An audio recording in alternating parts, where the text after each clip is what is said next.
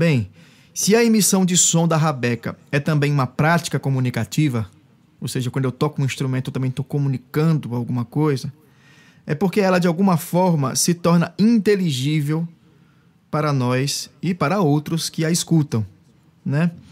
Seja pela realização da fonografia, né, no nosso caso, ou por meio de uma ação ao vivo, né, um recital, alguma coisa assim. No caso dos que estavam lá, naquele dia de gravação, presencialmente, né, durante a gravação,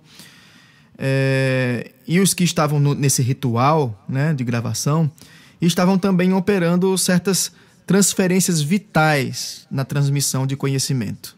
Alguém quando canta, alguém quando toca, está transferindo um pouco essa vitalidade, né, ao vivo, como se diz. É por isso que essa palavra, né, fala sobre isso, ao vivo, é porque ela envivece alguma coisa, ela transmite sinais vitais da outra pessoa, e quem está escutando partilha dessa transmissão vital, né, dessa vitalidade.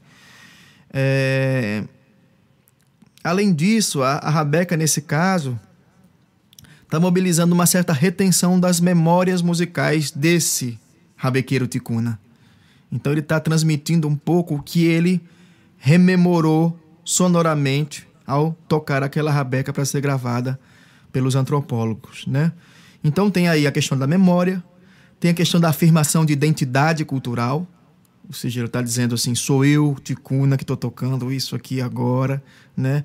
E através desse repertório eu represento aquilo que eu lembro, aquilo que eu aprendi e aquilo que significa ser quem eu sou, estar vivo nesse momento, né? Então é muito interessante essa coisa do som e da transmissão vital dos nossos sinais, das nossas habilidades, das nossas memórias, né? E o fato de não ter letra cantada, nessas 3 faixas que a gente ouviu, né? Somando a primeira parte do episódio com essa, o fato de não ter letra lá não significa que a literatura deixe de ser um modelo dominante para se apreender, né, para escutar as músicas tocadas pelo rabequeiro ticuna. Parece que mesmo na música instrumental há sempre um resíduo literário na estrutura de explicação do arquivo sonoro. Ou seja, eu sempre vou recorrer às palavras para explicar como era o som, como era a pessoa que estava tocando, como era o repertório. Tem sempre um conteúdo literário na escuta da gente, né? E isso permanece forte porque ainda há uma relação direta, histórica, vamos dizer assim, interligando a escrita, o regime escrito, a memória, o conhecimento da gente sobre música, né? E, inevitavelmente, também sobre a nossa escuta.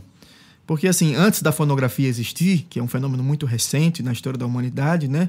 A fonografia existe aí desde o final do século XIX. Antes dela existir, as pessoas descreviam o som, ou gravavam, né, os sons que ouviam, através de descrições literárias, né? Ela dizia assim, a rabeca tem um som assim, rústico, áspero, roufenho, não sei o quê.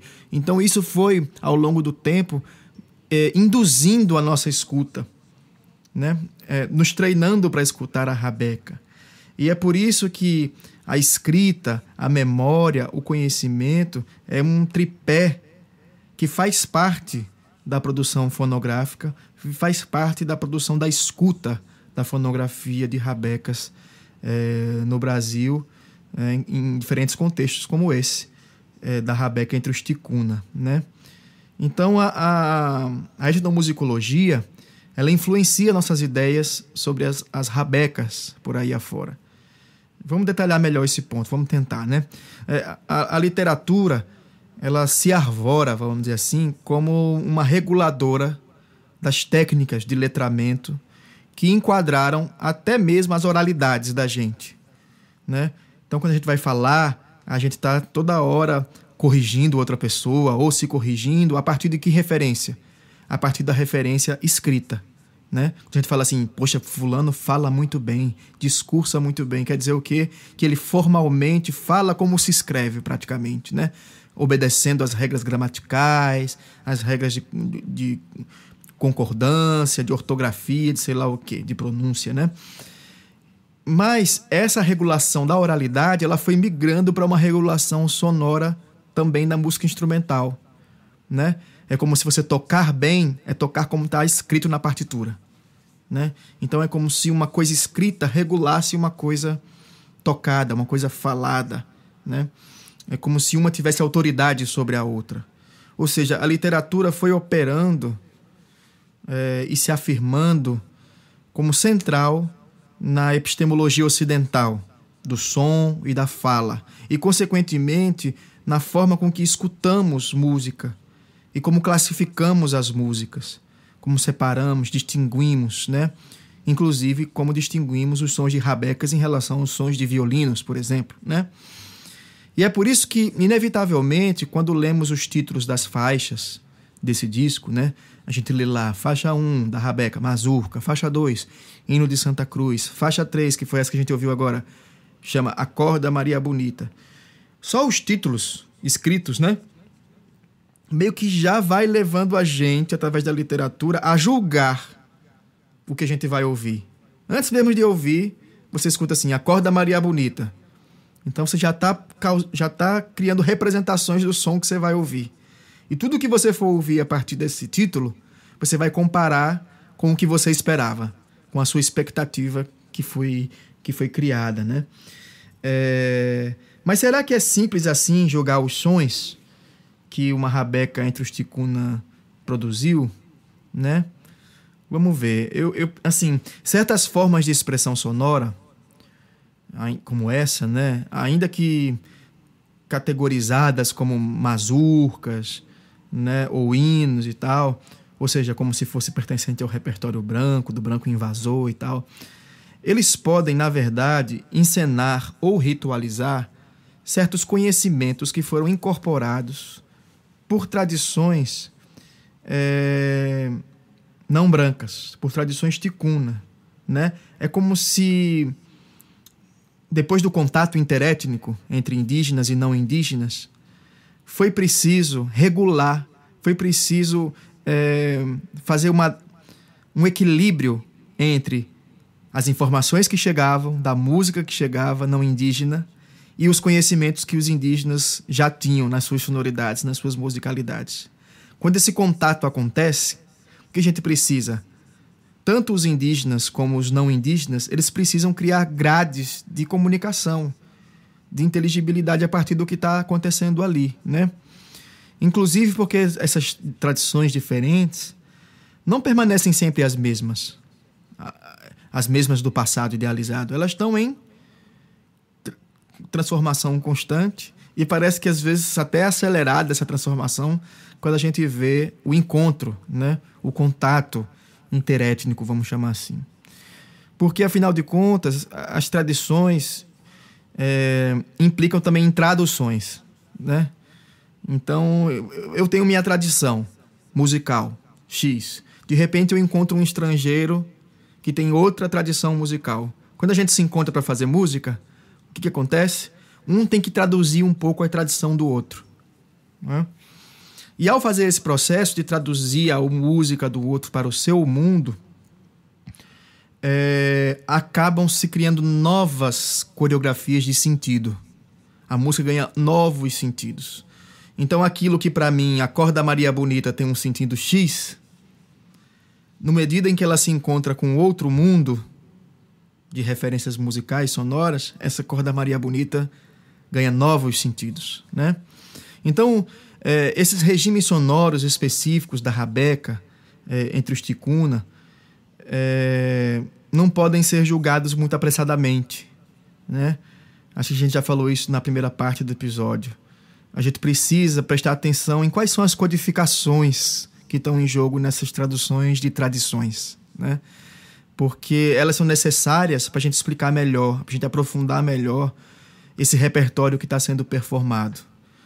Ou seja, só porque ele foi nomeado com as palavras conhecidas por nós, como Mazurca, o Hino de Santa Cruz, etc., não significa que eles estão, vamos dizer assim, se vendendo, se aculturando ou qualquer coisa assim. Portanto, o modus operandi mais recorrente nas comparações analíticas entre os sons que estão dentro do mundo indígena e fora do mundo indígena remetem bastante àquelas categorias da literatura que vem lá do século XVIII e tal, que a gente chama de filologia, né? Que a gente vai classificando, separando em gêneros, em coisas muito assim, que parecem muito racionais, mas que nem sempre correspondem ao processo real de contato interético, vamos dizer assim, né? Porque às vezes essas explicações elas reduzem o conflito, elas tendem a tentar construir uma unidade simples, pura da identidade das pessoas, né? Elas tentam isolar a cultura de cada um, sem perceber que ali está tendo uma lógica, uma dialógica, na verdade, né? E não uma lógica só operando. Está tendo uma dialogia, um diálogo entre diferentes culturas. Então, esses pressupostos que eu estava me referindo agora há pouco, os literários, né? Que foram muito pautados no colecionamento dos arquivos sonoros, porque se achava no início da fonografia que a pesquisa de gravação de sons seria uma continuidade daquelas transcrições literárias que se fazia das tradições orais. Esses pressupostos eles acabam ficando um pouco sob desconfiança, vamos dizer assim, quando a gente vai tratar do som da rabeca de Leonildo Clemente, entre os ticuna. E acaba por nos convencer a objetivar o som da rabeca como se fosse uma amostra do conhecimento ticuna, né? Mas será que aquilo que o rabequeiro está expressando é necessariamente uma identidade cultural? Quando ele está tocando a rabeca, a gente pode afirmar assim com tranquilidade, não, ele está expressando ali uma identidade cultural, está representando uma cultura. Será que o fonograma pode ser comparado a uma página escrita, por exemplo, sobre a cultura indígena naqueles territórios? Qual é a diferença entre eu escrever um artigo sobre a identidade ticuna e eu gravar uma rabeca sendo tocada por um ticuna, né? Ou por um maguta?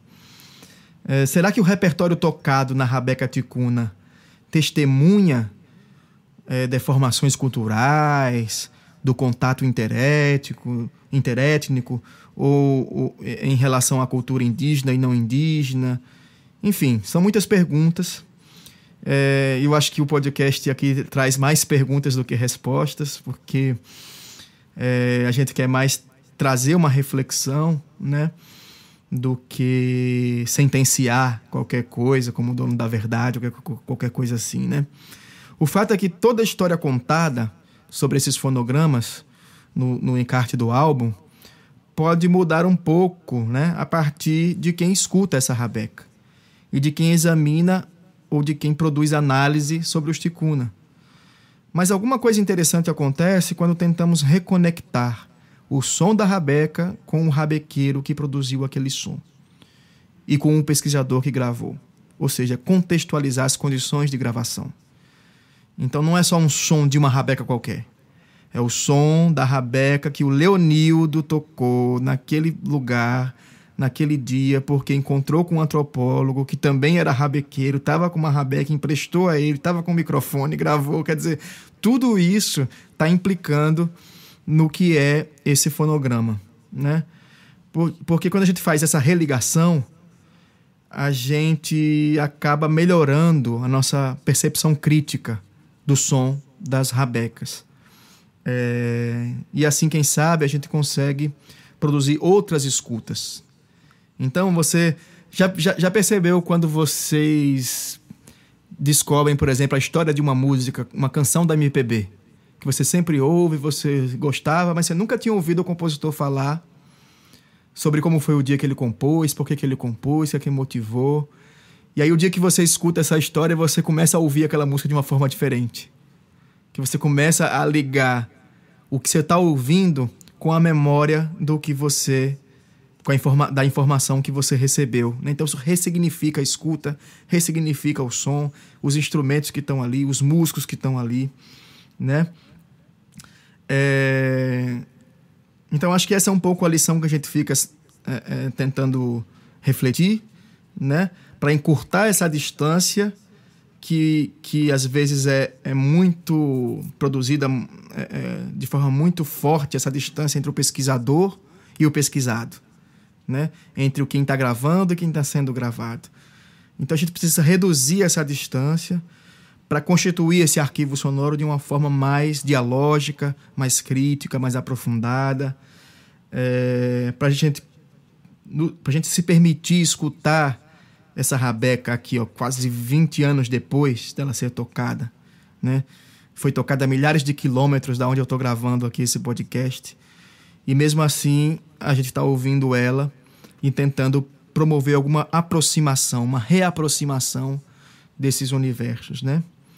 Então, o momento efêmero em que o som foi gravado, o som dessa rabeca, no dia em que Leonildo Clemente tocou sua rabeca, ganhou naquele momento, naquele ritual de gravação, uma passagem material, ou seja, o som que essa coisa fugidia se materializou de forma duradoura em um arquivo, né? E esse arquivo, ao mesmo tempo que ele é uma coisa concreta, ele também tem uma representação simbólica, né? Ele tem também uma certa imaterialidade, vamos dizer assim, porque ele representa muitas coisas, muitos saberes, né? Identidades, questões políticas, enfim, uma série de elementos aí que não são materiais. Portanto, a rabeca na fonografia nos diz muitas coisas, mas nos diz a distância, né? A gente sempre ouve a distância do evento, onde o evento original ocorreu.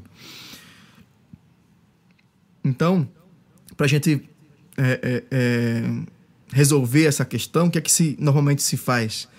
Começa a se buscar um controle classificatório das culturas sonoras, né? Diz, não, essa aqui é uma rabeca caiçara, essa aqui é uma rabeca ticuna, essa aqui é uma rabeca chuleira, essa aqui é uma rabeca... A gente começa a criar essas classificações para a gente se sentir mais amparado, vamos dizer assim, né? No escrutínio, no entendimento. Mas a gente precisa lembrar que ouvir as coisas de perto e de longe, elas mobilizam diferentes padrões cognitivos para a escuta. É muito diferente você escutar uma coisa ao vivo de pertinho e ver pelo YouTube ou escutar pelo Spotify, né? E nem sempre a gente considera isso no som, né? A gente tem que lembrar que o som é performance também, performance viva, né? E não apenas arquivo sonoro. Nesse contexto de economia sonora, da fonografia e tal, desde as primeiras décadas do século XX, o som da rabeca no Brasil passa a ser considerado por especialistas como índices de alteridade, quer dizer, índices que me permitem pensar o outro, né? O outro que não é da minha cultura, o outro que é estrangeiro, o outro que é do passado, o outro que não é moderno, o outro que é assim, o outro que é assado, né?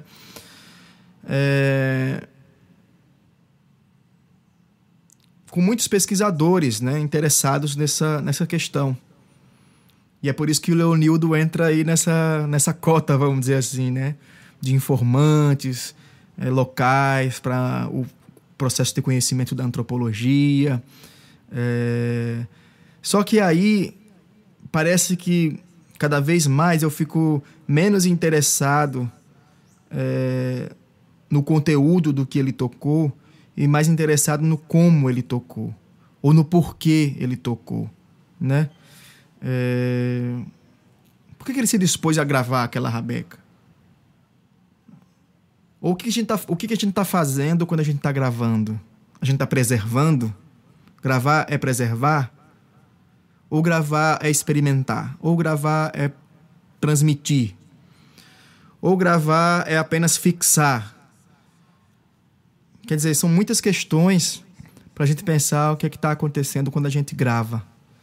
E a gente pode entender melhor essas questões se seguirmos a pista de que o controle escrito ou literário, que eu já mencionei, na análise dos sons, demandou uma certa desvalorização da ação performática na cultura. Ou seja, a produção da partitura da música, vamos dizer assim, a partitura por si, ela desvaloriza a performance da música. ela começa a dizer assim, não, isso aqui... Ela começa a ser reificada, vamos dizer assim, como um lugar de, uau, partitura da música, é uma coisa chique, é uma coisa bacana, uma coisa, né? E os elementos de expressão da música, onde é que fica, né? Parece que às vezes nos importa mais o que o hino de Santa Cruz sugere em termos de texto, ou em termos de narrativa, do que aquilo que ele sugere enquanto gesto sonoro, do que aquilo que ele sugere enquanto prática, né? Incorporada para uma certa episteme ticuna, que afinal estava sendo ali performada pelo Leonildo. Na rabeca do CD 2, do álbum 2, sobre os cantos ticuna, a gente ouviu então essas 3 amostras do repertório do Leonildo Clemente, como se fossem esses exemplos práticos, né, de um sistema de aprendizado e de armazenamento de memória, de transmissão de conhecimento através da rabeca que estava sendo ali friccionada, né? Nesse sentido, o fonograma não nos sugere apenas o som que pode ser reproduzido, mas também uma série de relações sociais mediadas pela performance. E apenas com esses pressupostos, poderemos considerar o arquivo sonoro como um documento performatizado. Ou seja, um documento que mobiliza muito mais do que o som da rabeca. Ele mobiliza também relações de poder, estratégias de emancipação, codificações religiosas que estão ali em disputa nesse contato interétnico e muitas outras coisas.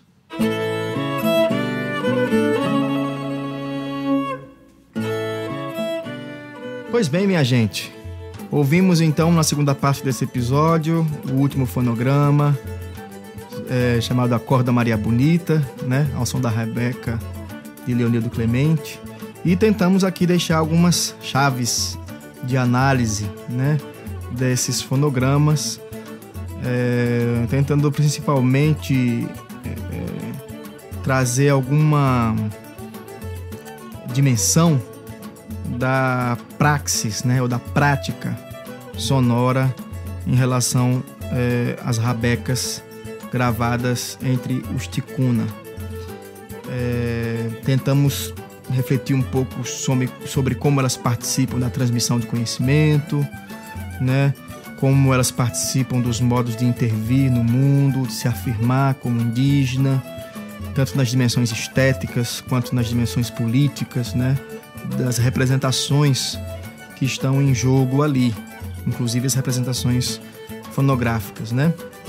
Então isso implicou imaginar esse fonograma da rabeca mais em termos de ação do que em termos de normalização, de normatização, né? Do que seria um rabequeiro ticuna. Pois antes de pensar na autenticidade de sua expressão sonora, Leonildo poderia estar procurando mais uma eficácia prática daquela rabeca entre os seus.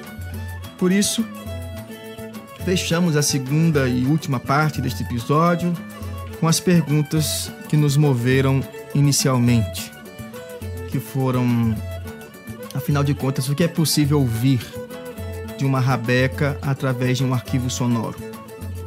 É só o som que a gente ouve? O que mais que a gente ouve quando a gente escuta a rabeca entre os ticuna, né? Seria possível ouvir, através do fonograma, alguma alusão ao contato indígena com os brancos desde o século XVIII? Ou, em outras palavras, o que se pode guardar da expressão de um rabequeiro em um documento sonoro? O que fica ali guardado? É um registro? É uma amostra? Ou é um conhecimento? É uma narrativa? Enfim, ficam aí algumas provocações iniciais para quem sabe no futuro a gente desenvolver em trabalhos de pesquisa, né, de reflexão, de análise sobre os arquivos sonoros da rabeca brasileira. Eu sou o rabequeiro Caio Padilha e essa é a websérie Memória da Rabeca Brasileira. Se você gostou, compartilhe com os amigos, deixe o seu like, deixe seu comentário e a gente se vê no mês que vem, já iniciando o ano de 2024, com o pé direito, se Deus quiser. Boas festas para vocês, bom Réveillon e obrigado pela companhia. Até breve, minha gente.